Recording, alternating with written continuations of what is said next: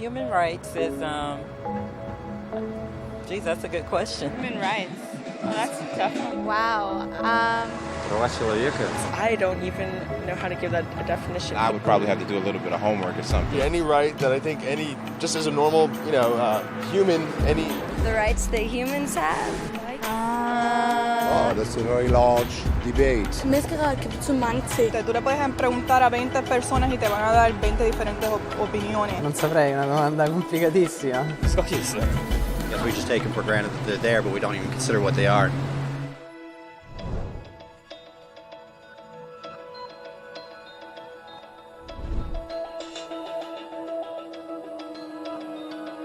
Human rights are the rights you have simply because you're human. It's how you instinctively expect and deserve to be treated as a person, like the right to live freely, to speak your mind, and to be treated as an equal. There are many kinds of rights. Most apply to a certain group. But human rights are the only ones that apply to absolutely everyone, everywhere.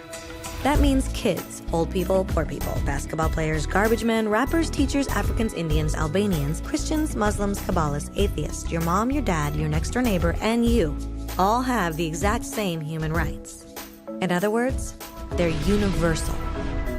But the question remains, what are they? Name the human rights? What the human rights are? The right to live. Equality between all peoples. Right to religion, the right to... Is there supposed to be a list somewhere I should be aware of? According to the United Nations, there are a total of 30 human rights, which are usually lumped together and called simply human rights.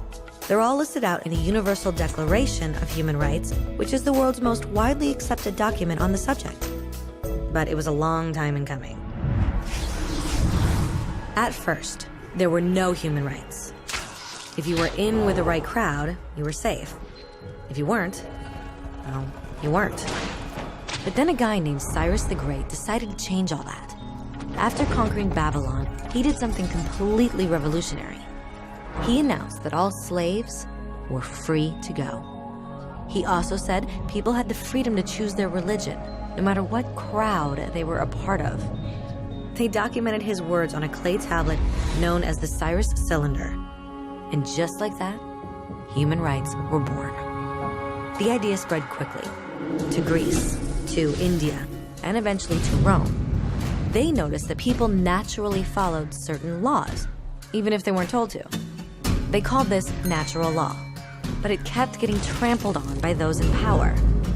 Not until 1,000 years later in England did they finally get a king to agree that no one can overrule the rights of the people, not even a king.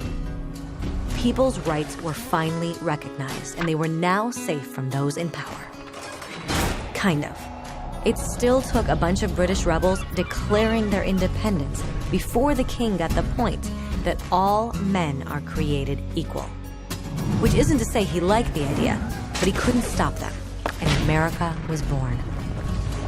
The French immediately followed with their own revolution for their own rights. Their list was even longer, and they insisted that these rights weren't just made up. They were natural. The Roman concept of natural law had become natural rights. Unfortunately, not everyone was so thrilled. In France, a general named Napoleon decided to overthrow the new French democracy and crown himself emperor of the world. He almost succeeded. But the countries of Europe joined forces and defeated him. Human rights was again a hot topic. They drew up international agreements, broadly granting many rights across Europe. But only across Europe. The rest of the world somehow still didn't qualify.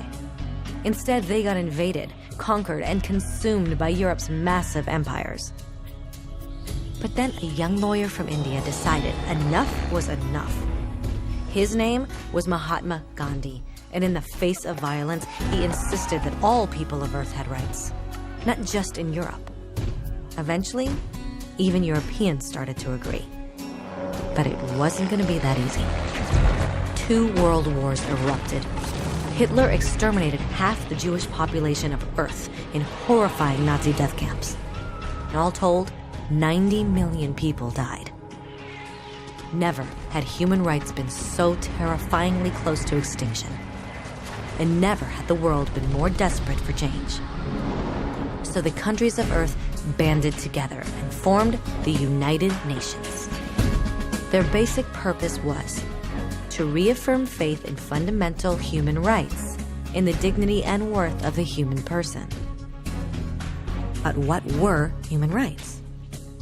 Were they the proclamations of Cyrus, the natural laws of Rome, the declarations of France? Everyone seemed to have a slightly different idea of what human rights should be. But under the supervision of Eleanor Roosevelt, they finally agreed on a set of rights that applied to absolutely everyone. The Universal Declaration of Human Rights. The French concept of natural rights had finally become human rights. So, in summary, at first, only a few lucky people had any rights, until one of those guys decided, hey, other people should have some rights too, which was great, except not everyone agreed. And it only took a few thousand years of fighting and declarations and more fighting until everyone finally agreed that human rights should apply to everyone. And they all lived happily ever after. Except for one little problem. If people have the right to food and shelter, why are 16,000 children dying of starvation every day? 1 every 5 seconds. If people have freedom of speech, why are thousands in prison for speaking their minds? If people have the right to education, why are over 1 billion adults unable to read? If slavery has truly been abolished, why are 27 million people still enslaved today? More than twice as many as in 1800. The fact is, when it was signed, the Universal Declaration of Human Rights did not have the force of law. It was optional. And despite many more documents, conventions, treaties, and laws, it's still little more than words on a page. So the question is, who will make those words a reality? I have a dream today. When Dr. King marched for racial equality, he was marching for rights that had been guaranteed by the United Nations for almost 2 decades. But still, he marched. When Nelson Mandela stood up for social justice in the 1990s, his country had already agreed to abolish such discrimination for almost 40 years. But still, he fought.